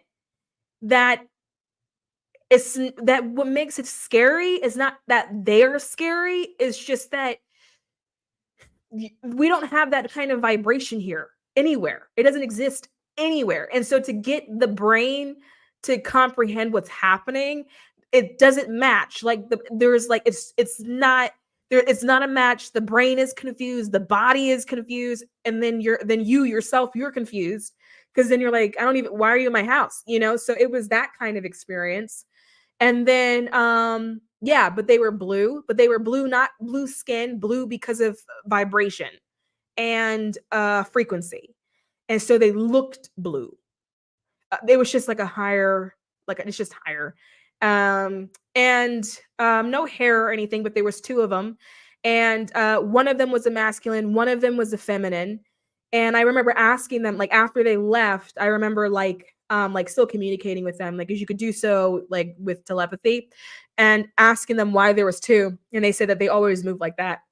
And when I asked them why they're always moving as two, they just explained that it's like a balance thing. So it's not really like a girl or a boy thing. It's just a balance of energies. And so there's just usually two of them, right? Or at least humans perceive that there's two of them. We perceive it a little bit different. When I asked them what their names were, I did ask if like for their names, because even though I perceived two, a masculine and a feminine, it was the masculine that was communicating, not the feminine part that was communicating. The feminine part was just there, but the masculine was the one that was just talking. And I asked their name. I also asked why they were there, what they wanted to communicate. And they had wanted to say, what they said was, we just wanted to let you know that you look like this when you're not like that, is what they said to me. And I was like, oh, okay. And then when I asked them what their name was, they said they don't have names. When I asked them why they don't have names, they said that that's just not how they communicate, because they don't have like spoken language in the way that we do, that because everything that they do, they communicate like from consciousness to consciousness, which we call telepathy, but it's really consciousness to consciousness. They say that's why they don't need names. And so when I asked them to explain more about that, they then explained, because I was like, well, what do you do when you need somebody? They were like, well, we still contact them, just not with a name. And then when I asked how, they said they do it through feeling. And so when I asked, well, what would I do if I wanted to get a hold of you again? They said, you would think of me. And so I said, well, what do I think about? They said, you think about how the other being makes you feel, right? So, like think about any one of your friends. Something for a lot of people, typically what happens is that they may pop up in your mind's eye. You may be able to picture them in your mind's eye. Maybe you're feeling love for them. Maybe you want to laugh to yourself because you think they're so funny, but there's some kind of reaction that you have. That reaction that you have is what beams them. It's the same reason why you can like be thinking about somebody and then they call you and then you're like, I was just thinking about you. And they're like, that's so funny. I was just thinking about you too. It's the same thing. They just are good at that's just their only way of communicating. So when they want to contact each other, they just think about each other and then it like pings the other one. And then they think about them back. It's also very similar to how animals communicate too. But yes, I have. And that was the only time, because it just weirded me out so much. And I remember saying to them, like, can you give me a heads up? Like that was rude. And then they were like, we're so sorry. Then that was a whole moment where they were like, we apologize. And then they like backed off for a little bit. And then both of us decided that it would just be better if they sort of like communicate, telepathically, because that was more comfortable for me. I've also seen UFOs. UFOs are weird because UFOs sometimes, like, you can have two people standing outside looking at the same spot and one person can see it and one person doesn't. And like, so UFOs are those are weird. I remember seeing one, I think I told a story already. I was like 13 or something like that. And I was like, it was nighttime. I was playing at a friend's house and I was like walking home that night and I was with somebody else. And there was a UFO. It came out, the sky lit up. I looked up and it was huge. It was all these lights. The sky lit up and it was really low to the ground. It was like treetop level and the trees were swaying in like wind, but there wasn't wind being produced by the craft, but suddenly it became like super windy and it was really bright. I remember it being, there was just so many lights on it. And so I was scared. So I started running. Like, we got to get out of here. And the person that I was like, we got to go. Like, let's go. And I was like 13. And they were like, what are you running from? And I remember looking up, being like, you don't see that? And they were like, see what? And I was like, you're joking, right? And they were like, no, you're joking. And they didn't see it. And I was 13. Like, I was like, I wasn't drinking. I wasn't smoking. Like, it was there, but they didn't see it. And like to this day, I'm like, no, that thing was there. And I remember running and it was hovering. It wasn't flying. It was hovering. And it didn't make any noise. So it wasn't like this big buzzing noise, but it was just bright. It had presence and it was just huge. And it was hovering. It was hovering over the treetops. And as I'm running, it's hovering, which it was hovering over me, and I'm running away and it's moving with me, right?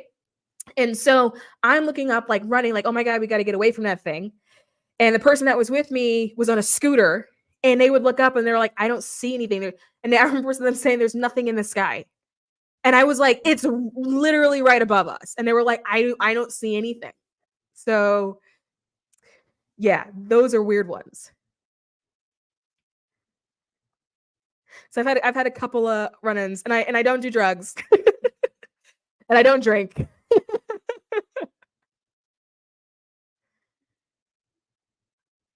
All right. Sorry, catching parts of the lives. Is there something we should offer to our guides after we ask for help? I know some religions leave things at an altar. Yeah, some religions do. I give them nothing. I mean, well, that's probably not true. I mean, so much of my life is this kind of work, so it's probably unfair to myself to say that I give them nothing, but I don't have an altar, like or for guides, I don't leave things out. I don't leave offerings. What I do say is thank you. I give a lot of gratitude, but I'm not giving physical offerings to things. I'm also not a religious person as well.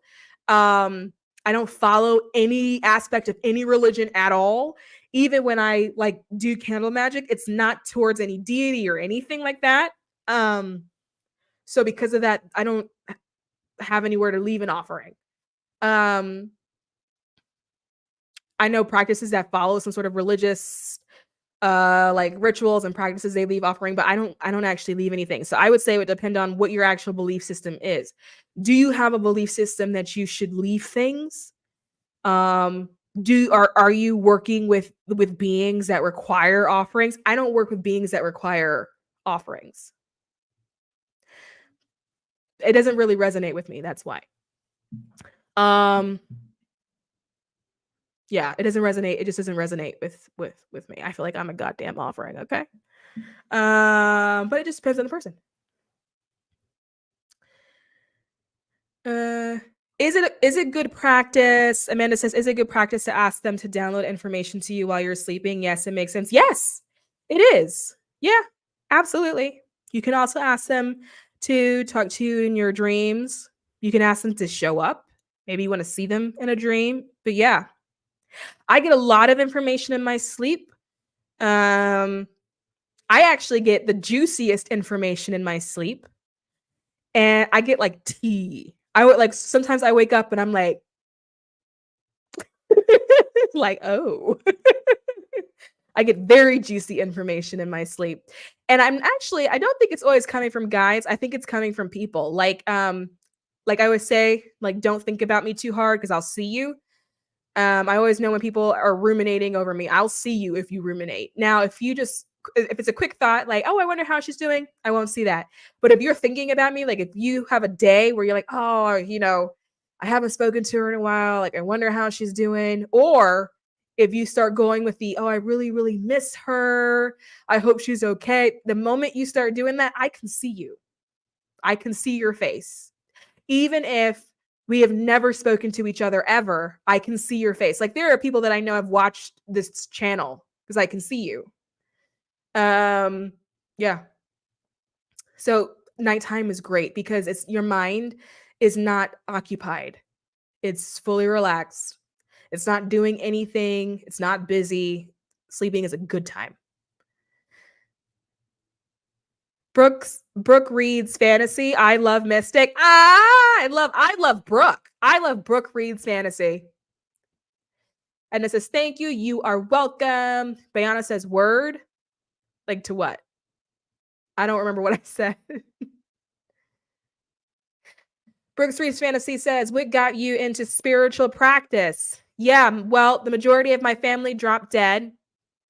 And what kicked everything in, like all my stuff kicked in when my sister was murdered. And she was like literally the day of her murder, like she's like dead. And then, but she was standing next to me. And that was very confusing for me. That was very confusing and very terrifying. And there is nothing like more enlightening than going to the morgue to have to identify a body, look at the body, and then realize the spirit is not in the body. And having that be your moment where suddenly you're now spiritual, and then not having an explanation, right? I'm so sick of this lighting and like all of this, just all of this. This is just so disrespectful. Ah, you know. But yeah, that is what happened. That is what happened. She popped up next to me. I remember being so confused. It was the family, of course, were distraught because it was, obviously when things like that happen, it is a surprise and it's not anticipated. And so the family is freaking out and in absolute hysterics. And I was driving to get to the location with my other sister. So we're in the car driving and we know she's dead. And she first popped up in the car. So there was like a sequence of events. I first saw her in a car. She popped up next to me in the car as we're driving to go to the location in which she was killed. And I was in the car and I was like, and then I said to my sister who was driving, I was like, oh, okay. And I remember like doing this and I was like, I don't know how to say this to you, but I really need to tell you something. And she was like, okay, what is it? And I was like, okay, but I really, really need you to trust me because what I'm going to say is going to sound so crazy. And I know it sounds crazy, but it's true. And I need you to hear this. I need you to hear this. And then I was like, I don't like horror movies, right? She was like, yeah. And I was like, I really don't fuck with horror movies and I don't like ghosts. And she was like, yeah. And I was like, she's in the car. That was the day of, that was what happened. She was in the car, was the first time I saw her that day. Then the second time that day, we arrived to the hotel in the city. And then she was in the hotel. She was standing in the corner of the hotel looking at me. And so I'm in the hotel. She's there. I'm there. And then there's other people in the hotel and they're just walking past her. And I'm like, oh shit. And then I went to the morgue to identify her body and the bitch wasn't in it. And I knew she wasn't in it because I saw her outside of it. And it all happened. It was so my journey was a very traumatic journey. It wasn't like it was, and I also don't think that it was my decision. It was very much my sister's decision. Because when she first popped up in the car, when I first knew it, and that thing was happening, I was like, you're grieving. This is grief. Oh yeah, of course you're seeing things like that's not real, right? And then because when she first popped up, she didn't say anything. She just popped up and then was looking at me. And it was so intense and really creepy. And then she realized that I noticed something. And then so she was like, hey. And then when I heard it, there was this moment where I was like, and then she noticed that I heard her. And then she was like, hey. And then I was just, hey. And then she started snapping at me like, hello. She started doing that kind of thing. And then, so I'm sitting there but once she knew that I like could hear her and everything, she wouldn't leave me alone. And she would and it was so intense. And she was just like, bitch, I know you fucking see me, which is how I say bitch, it's super loving. That's how we spoke to each other. Bitch, I know you fucking see me, right? And then that started the thing. But that was how it happened because she had all these final affairs. It was sudden. She had all these things that needed to be taken care of. She needed help. The family was confused. She had messages for everybody. So she was telling me, and then she'd be like, go tell mom I said this, right? Go tell so-and-so I said this. Go look there. Go check there. It's over there. It was like that kind of thing. And then we would tag team. Like she would say, okay, you take care of it here. I'm going back to Florida because we lived in Florida at the time. I'm going back to Florida and I'm going to go be with mommy, right? At this time, I was in Atlanta, right? So she was telling me where she was going and different things like that and what she was doing. She'd be like, call mom and say this. And so she just gave me a list of fucking instructions. She put me to work. But that was the day when it all kicked in. Now, I had seen like ghosts previously when I was like a kid and stuff, but it scared me. So it all got cut off. But the moment it came back on was the day she died. And everything came at one time.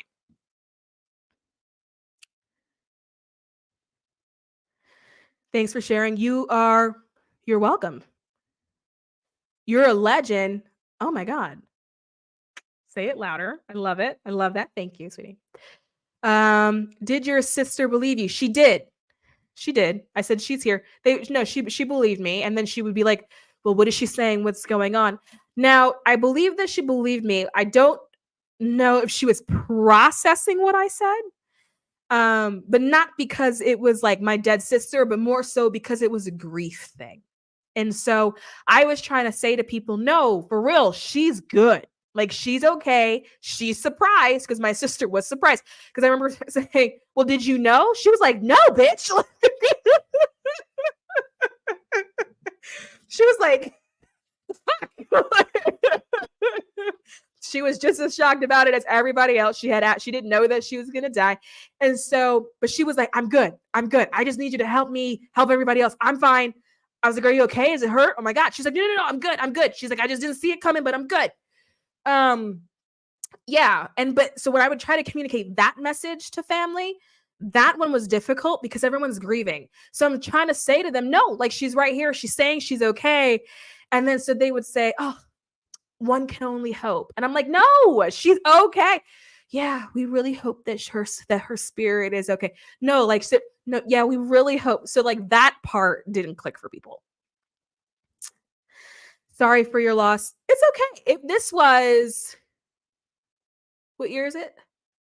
This was 11 years ago now. So I'm okay. I'm okay now.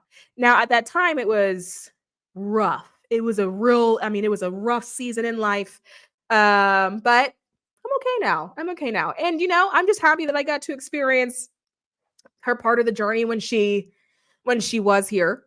When she passed was fun because she would visit but she played off the ghost thing real fun because she used to say shit when she was alive, like, I'm gonna haunt you, bitch. And so when she died, sometimes she'd pop up and then she'd be like, boo, bitch. like, like, I feel like, stop. And she would like pop in and she loved that shit. She used to do the jump scares. But the funny thing with that was that when she used to do that when she was alive, she would hide behind corners and shit like that. And so she still did it when she was dead. And she got a fucking kick out of it. She would laugh. Like if you ever seen a spirit laugh, that shit is just funny, right? So she would laugh. She got a kick out of it. And she visited for a while and she would let me know what she was doing with her kid and all that type of stuff. And she's also how I learned that like sometimes spirits do linger. So if anyone ever was curious, like when people die, do you linger? Sometimes you do linger, but it's not always because you're attached, right? So like my sister lingered. And what I find with spirits is that a lot of times when they linger, it's because of you, not them. It's because you're grieving, you're hurting, they're trying to help you. So they're sticking with you in order for you to cope before they finally go.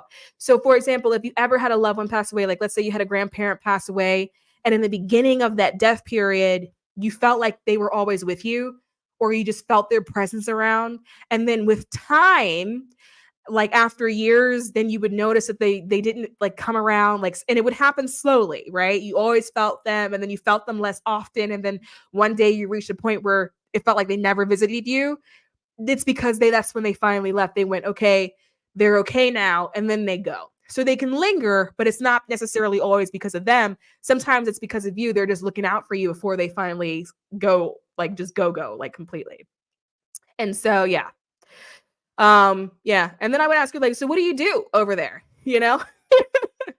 And she was always like we don't really have a word for it, but the best way I can describe it was that she traveled is the best way. It's not traveling like how we think about it, but like they do go from like universe to universe or world to world, and they do like to go see other planets and different things like that. And they do it in the same way as like we would maybe go to a different country, right? They just kind of hop around and see and visit things and see things and stuff like that. Yeah. And I remember my mother passed away like 3-4 months later from a broken heart. And after she passed away, I asked her, like, her spirit, well, like, where's my sister? Do you see her? And my mom was like, no, she's really busy. And I was like, doing what? My mom was like, traveling. I was like, oh, okay. So same. So the same shit she used to do when she was alive. Cool. Do you ever see her still? My sister, no. My sister said, I'm done. When she first passed, she lingered, but she lingered for us.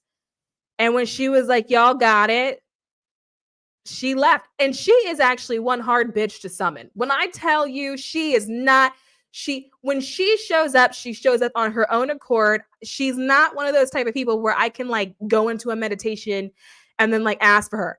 She's not coming. She's not coming. She has no interest. She is busy. And the last time I saw her may have been 6 months ago. And I remember thinking to myself, well, look who's here. Like, I remember like having that feeling towards her. Like, so here you are. Mm-hmm. Look at who made an appearance. Like, because she doesn't. I can get all the grands to show up, and I get the whole family to show up as a group, but she's not there. And so when she did show up, it was like a slow clap moment. Like, all right, there's you, okay. But funny enough, that was how it was in real life. She was the person that like ran off to start her own life and to be independent and explore the world. And she was always the person when it was like time for Christmas dinner. People would say, do you know she's coming? And then someone would go, I don't know. I spoke to her a couple of weeks ago. She said she'll try. She was that person in the family. So she's still that person. Thank you for sharing this with us. Is she part of your spirit team now? She is not a part of my spirit team. She is not. She's not a part of the spirit team. She does not play the role of an ancestor. She has no interest in doing it. No, she's not. She's not. I see. So they just went on the next adventure. Yes, they did. Yes, they damn sure did. They just went on the next adventure. Now, my mother is a part of the spirit team. She rolls pretty deep, actually. And her role is interesting because her role is helping me undo the shit she did originally. For example, like when I was telling you about the exercise about checking in with your spirit team, when I was handing out jobs, right, to the spirit team, one thing that was on my list was I wanted to work on my confidence. Because shit, confidence comes and goes. Like sometimes you feel good, sometimes you don't. But I always feel like you can always work on it. You know what I mean? And so when because in my mind's eye, the way it looks was that like they were like raising their hand, like I'll do this one, I'll do that one, I'll do this one. And then I saw a hand shoot up from the back. And when I was like, who is that? This little woman walked out and it was my mom. And I said, why are you doing this? And she was like, because I'm the reason why you have the confidence problems in the first place. So she comes in to help me undo the things that were done. So she's kind of like my karmic partner. She helps me unravel a lot of the stuff. But my sister, nah, she was done. She went, okay. She accepted it. when it happened, she didn't have any issues accepting it. It was more of a damn, that bitch got me. Like, it was kind of that kind of energy. But she was like, okay, well, all right. And then went on about her merry way. So, but they really do just be on their own adventure. They really do. My grandparents, they are also not a part of the team. However, if I want to sub them in, I can, but they're not a deliberate part of the team. They're also not part of the ancestral team. I think people think that because your loved one passed away, that they automatically become part of the team. That's not necessarily the case. They are not part of the team. They serve more so as like observers. So they do pop in from time to time, but they're playing an observer role. They're just curious about how I'm sort of getting on, but they don't serve in a guide capacity. Ugh, my nose. My grandma that passed when I was 3 has been visiting me. I feel her, but I can't see. I wonder what she wants me to know. Did you ask her? Sometimes too, they just like to visit you, especially when you're that young. Like when they pass away and you're so young, a lot of times when they pop in, they just want to see how you grew up. They just want to see how you're doing. I'm not actually getting any hits that there's any significant message other than her wanting to see how you grew up. But ask her, what do you want me to know?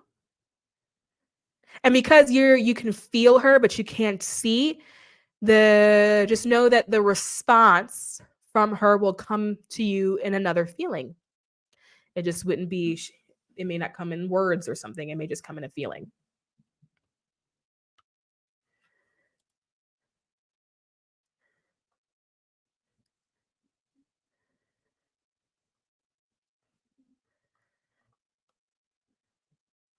But yeah, that was my path. That was it sucked. It sucked and it was traumatic. And I had no one to help me or explain to me the rules of the damn game. And it was just, I remember being scared as fuck and I didn't sleep for like 5 years. For 5 years, I didn't sleep. I was very tired. I would wait until the sun came up and there was light. And then I would nap because I had shit to do that day. And so then I would nap. I would take like an hour nap. If it was and I remember hating when the seasons changed. I remember that time in my life, like being so grateful that it was summertime because the sun came up earlier. And then when it would switch and become fall, I would be so sad because you got less daylight and that meant I got less sleep. But I did not sleep. I didn't sleep because I was afraid of the dark. I didn't know what would be in it. I didn't know if there was anything lurking in it. Yeah, and also because I didn't know how it worked, right? And I think the dark thing is also just a product of pop culture. They tell you that the ghosts are in the dark. You never see ghosts during the daylight according to pop culture, which is crazy because I've seen them in the daylight, right? But they tell you that you can't. So that was the narrative that I had going on during that time. I didn't have any like education or information, and so I remember it being a very dark, very scary time. It was very lonely. I didn't have anyone to talk to about it, anyone to explain what was going on. I didn't have anyone to go to ask questions. And so it was I remember being very just scared because I was confused and I didn't know why. And I also grew up with like my grandmother was Baptist. You know what I mean? And she used to drive me to church and they used to put holy water all over me and shit. So I'm thinking that like something is wrong, that something is wrong with me, that like I'm either going to hell or on my way there, and I have no one to go to for this. And I don't know why I'm seeing these things or hearing these things or what the fuck is going on. So it wasn't fun. And at that point, it wasn't a spiritual practice. It was survival. I was just surviving, trying to figure it out. So today it's a spiritual practice. I've done a lot of growing, But yeah, hence why I got trained for it. I had to. I needed help. Like yeah, I needed a formal education because I didn't have any, and I needed something that wasn't somebody's grandmama mama's basement, you know? Like I needed someone to be like to be like, this is what's wrong, or this is what's happening to you, or this is why you see that thing, or this is why you're experiencing that thing. And thank God for my first teacher. She was like, she was this Black woman from London, and she was pissed when she showed up to class because the tube was late. The train was late, so she got there late, and her job had already pissed her off that day. And so she walked in, and I believe her first words were all bloody hell. And I went, okay, I can do this. Because there was just something about her that was regular and that was normal. And then that was when I realized, okay, that's what's missing in the spiritual community, being regular and just being normal. And because I wasn't attracted to the sing-songy, long hair blowing in the wind, long flowing skirts, that it didn't appeal to me. It didn't appeal to me. I just felt like there was a realness to it that just I felt like was missing, and it didn't resonate at all. And then I was like, that's what's missing in this. Some people are going through this and like they just need it in like layman terms. They just need you to tell them regularly without being weird about it, you know? And so it just, I guess it ended up developing my spiritual practice to turn into being who I wish existed during that time in my life.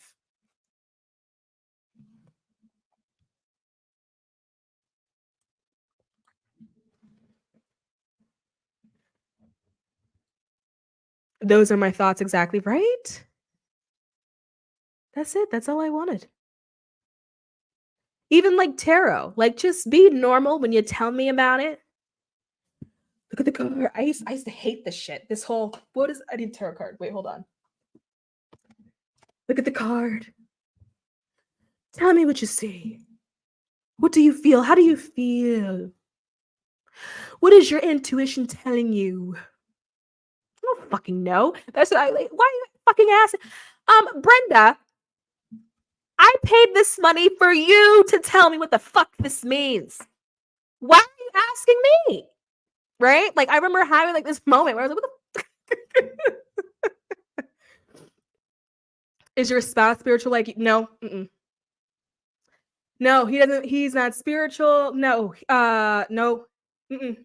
Now, his father, my father-in-law, is a pastor, and my mother-in-law plays the organ at church, and they go every week religiously.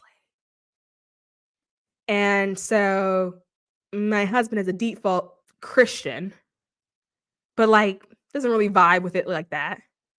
And in fact, when my husband met me, he said, I don't believe in that. He was like, this card psychic shaman. He's like, I don't believe that. And I said to him, okay, you don't have to, right? Um, like he didn't. And then I remember one day he looked at me, we were in bed. He woke up, he looked at me, he said, honey, I think you're right. And I was like, mm-hmm, mm-hmm. Glad you made it. Glad you showed up. Mm-hmm. Mm-hmm. Mm-hmm. But he doesn't believe so now he's more at the stage of like my wife's the exception, but I don't believe in it other than her is where he's at now. Which is crazy because I'm like, you don't see it. Like, for example, like before we moved in with each other, he never had a dream. Like he would never dream. And he was convinced that he never had dreams, that he just wasn't a dreamer. And then after we got married and then we moved in with each other, from day one, he dreams so much every night. He talks in his dreams and his sleep every night. And they're so vivid. And I remember one day he said to me, you know, it's so interesting. He was like, I didn't used to dream, but I dream now. Like, I wonder why that's the case. And I was like, well, you sleep next to me and you live in a psychic house. Like, I wonder why. Like, duh. Like, for me, I'm just a regular gaming dude, and a lot of people who are really far into spiritual stuff just lose me. Yes, it loses me. Like, I'm like, I have a regular job. Like, I have a 9 to 5 fucking job. Like, I got I have a regular life that's happening, And when you're like, come to the woods to have a retreat with me, I'm like, I don't have time. like, no. My dad passed away 17 years ago. I had 3 instances where I felt his presence and could actually smell him for about 1 to 3 minutes. I was afraid he would appear and wondering if now he won't return. So if this happens, what you can do is just tell them a better way to communicate with you. You can say to them, like, for example, with my sister, because the bitch would pop up, I would say to her, look, I love hearing from you, but I can't mentally handle seeing you. So please just let me feel you. Let me hear you. Like, you can show up in this kind of way, but don't let me see you. So just say how you would like them to show up for you. When my mother passed away, it was the same thing with her. I could smell her too. I could smell her from time to time now. It's not as often as it was before.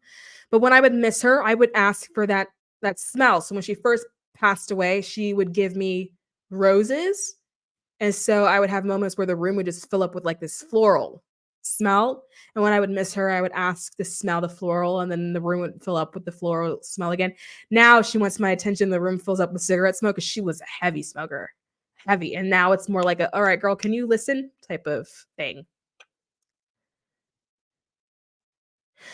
Like, for me, it's basically just my sister who got me into spirituality, and all of the online spiritual people were just a little too into it.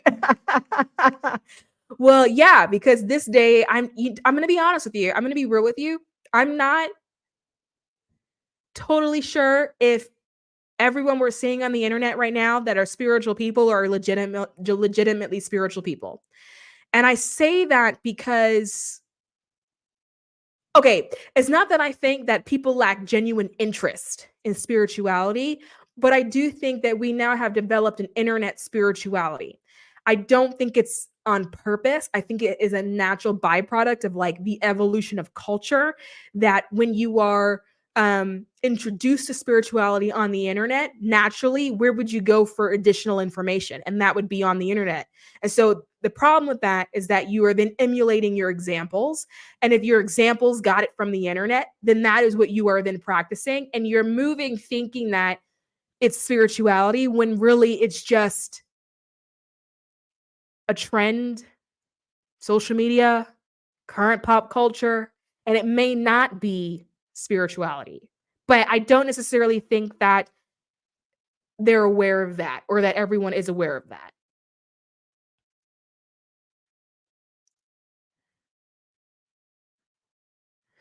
Well, I never think to ask. I'm always so overwhelmed with happy crying, I forget to ask her. Oh, ask. I'm very demanding. And by demanding, I remember having a moment with the whole spirit team. I forgot what happened, but I was like, look, you listen to me. I was like, you need my help to do what it is that you're doing. You need my help to convey these messages, to teach these lessons, to provide this guidance. You need me. So damn it. We're doing it my way. And my way is list 1, 2, 3, 4, 5. And then I remember I had a moment where I was like, I forgot what happened, but I was like, if that ever happens, I'm not working with you. I had a whole moment. And I've said this before, I'll fire my spirit team. Sometimes sometimes they annoy me. I don't want to grow. Like not right now. Like, we have to grow every fucking day. Like, leave me alone. Like, sometimes I don't want to hear from you. I don't want to grow. I don't want to help other people. Sometimes I'm in a space where I just want to be left alone. I want everything to be about me. You know what I mean? Or I just may be in like a super hyper triggered state because I was healing something and then something popped up for me that I didn't expect. And I'm like, leave me alone. I have fired my spirit teams multiple times. I have quit on my spirit team multiple times.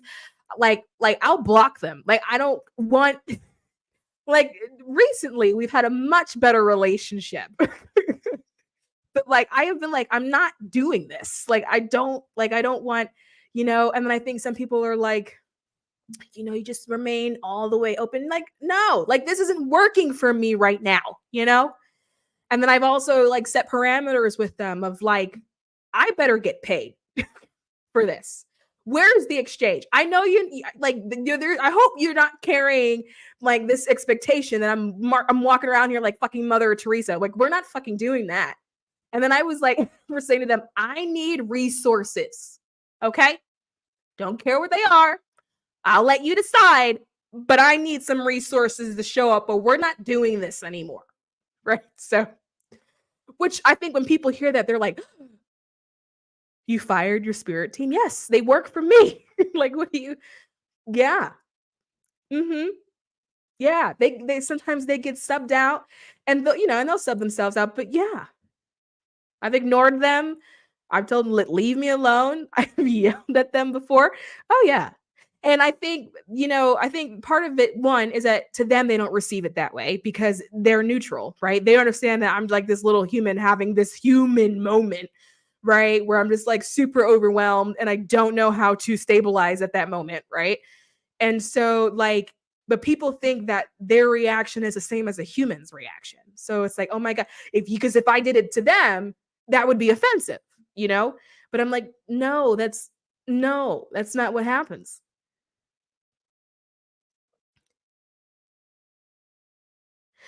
Am I blocking my spiritual gifts and growth by telling spirits I don't want to see them? No, you're not. What you're doing is setting boundaries, which you should have, because we have to remember we're spirit too, right? Just like how you don't set boundaries with your friend who is also a spirit, or your family members who is also a spirit, they'll walk all over them, right? You have to set boundaries with spirits in general. But we have a tendency to separate the two kind of spirits. It's all the same thing. We're spirit too. Just like how someone may set a boundary with you, they've set a boundary with the spirit, right? It's all the same thing. So what it is a boundary. I don't see them because I don't like it. My mind, after all of these years, it still cannot put two and two together. My mind can't handle it. It can't handle seeing it. It just can't, and it never was able to handle it. And so I don't see them. I feel them. I mean, I can see them in my mind's eye, but I don't see them with my physical eye. Feel them, sense them, sometimes smell them, but not seeing them physically. And that's actually part of my spirit contract that I have with them, which is essentially, in order for me to work with you, these are my conditions. One of the conditions is that I don't see you. You don't show up in my house, that you're not in my kitchen when I get up at 4 a.m. to go get a glass of water, that you're never in my living room, because all of that is rude, right? So like, those are all conditions in my spirit contract. And the spirit contract is meant to dictate how you will interact with them, right? What you are willing to interact with. When that happens, right? Like, another part of my spirit contract is like, when I'm done, I'm done. Like, when I want to go to bed, I want to go to bed. When I want to like go eat dinner, I want to eat dinner. Like, I'm done. Like, I'm not going to be this person that's always tuned in and turned on. I'm done. We did enough today. Maybe I'll come back tomorrow. I don't know. Well, a lot of people online in general are fake. That's the thing. I don't even think it has to do with spirituality and gender in general. Yeah, totally. Totally. I love it. Set them right. Have a good night. Oh my gosh, I wish I could interact with spirits. Everyone can interact with spirit. Again, your spirit. You are a spirit. You're a spirit. You are a spirit. It is natural for a spirit to interact with a spirit. We are the same thing. There is nothing that separates us. We are the same thing. The veil, we call it a veil, but that's perception, right? Like, so when we think of veil and that we think it's separate, that it's like this wall that we can't see, if we had more cones and rods in our eyes, we would be able to pick up on more of the electromagnetic spectrum, right? That's the light spectrum, right? Is that the same thing? The light spectrum. What I'm talking about specifically is light, right? So if we had more cones and rods, we would be able to see more light and more parts of the spectrum. And if we were able to do that, we wouldn't have a veil. So it's all there. So it's not that you can't interact with it. It's just that you don't notice that it's there. We humans only see like 0.0035% of the entire light spectrum, meaning we only see 0.0035% of everything that actually exists. So if you look directly out in front of you right now, you are only seeing 0.0035 of what's there. Creepy, right?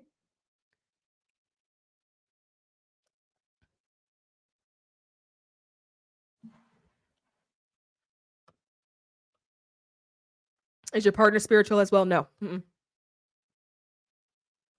No, he's convinced that it doesn't exist, which is funny because like I'll grab him and I'll be like, I need to sage you down. Like, I'm not rocking with this. You have an attitude with me. You've been having an attitude all morning.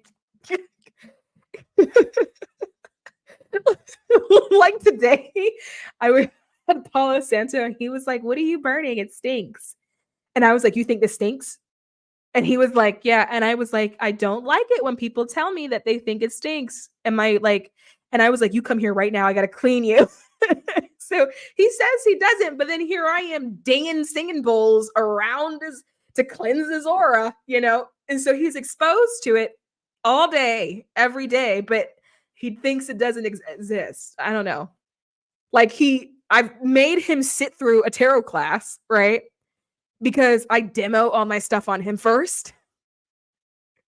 So like he knows the theory of the cards and everything, but he'll sit here and be like, I don't believe. All right.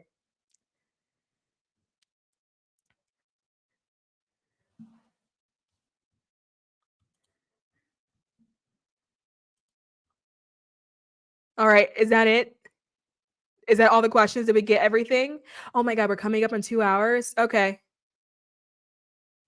All right. I'll do, if there is one more. If there's not one more, there's okay, then fine. But if there is one more, I will do one more.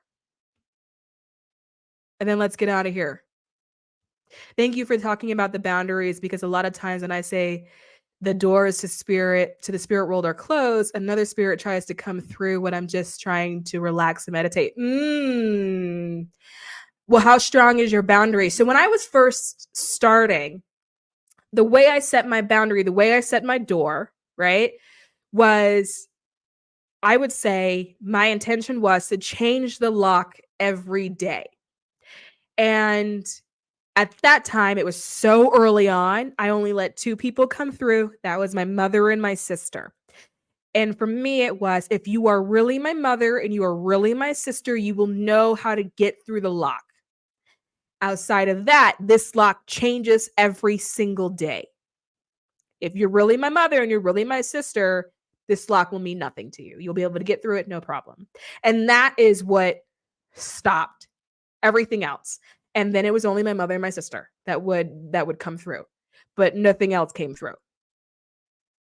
So if you have a door, then what I would recommend is you think of a way that would reinforce the door in a way that you feel like it's reinforced, right? So maybe you don't feel like it's like, because when I said lock for me, I meant like, I don't know, like a little padlock with a key. And then I would like change the padlock. I wasn't thinking like a lock with a keypad, right? So like maybe it's not a lock at all, or if it is a lock, what kind of lock is it? If it is a key, what kind of key is it? Is it a skeleton key? You know, like some of the skeleton keys, there's only one key, and then if you lose that one key, you're just fucked. You know, is it that kind of lock?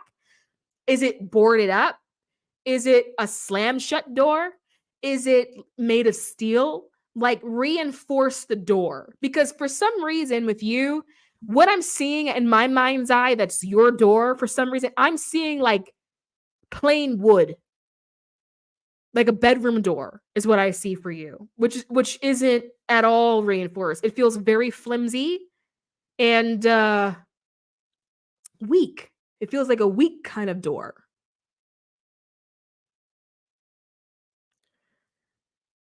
How can I contact my spirit guides? You just have to intend that you want to talk to them. You can do a meditation. Before your meditation, set the intention that you're going to meet your spirit guide and that you want to talk to your spirit guide. And then do your meditation and then let what comes to you come to you. You're so welcome, Melanie. You're so welcome. Yes? Is it like a wooden door? It's a bedroom door?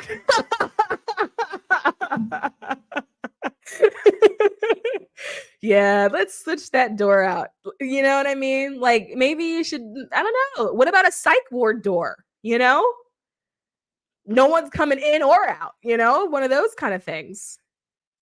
Yeah. Yeah, that's exactly what it was. That's so funny. Yeah, let's just reinforce that door a little bit. Reinforce the door and then reinforce who has the key to the door, or maybe it's not a key, maybe it's a code. Is it a code? How many people are required to open it? You know how like when it comes to the nuclear codes, there's like they say one person has half the code, another person has the other half of the code, then one person has a key, and then another person has the fourth piece, and then it has to be done in a sequence before it opens. Is it that kind of door, you know, or that kind of reinforcement? So let's just do a little bit of reinforcement on it. You are so welcome. You're so welcome. Anyway, guys, let's head out. It has been 2 hours. I had fun talking to you guys. I love you guys, and I'll hopefully see you guys next week. All right. Bye, guys. Love ya.